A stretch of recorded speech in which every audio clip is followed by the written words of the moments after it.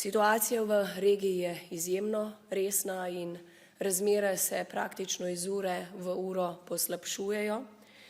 V svojem nastopu že prvi dan zaostritve razmer sem zelo jasno obsodila napade Izraela in Združenih držav Amerike ter jih obsodila, da gre za nesprejemljive kršitve mednarodnega prava. Danes sem tudi v nastopu izrazila polno solidarnost s Španijo zaradi groženj s trgovinsko vojno za ZDA. Ostro sem spet obsodila tudi iranske povračilne ukrepe v regiji, zlasti neopravičene in neselektivne napade na civilne tarče.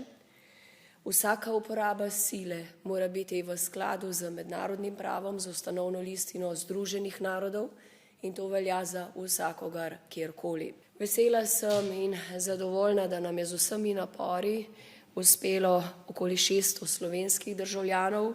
4. letalo, kot razumem, ravno pristaja v Ljubljani iz Omana, omogočili varno vrnitev v domovino.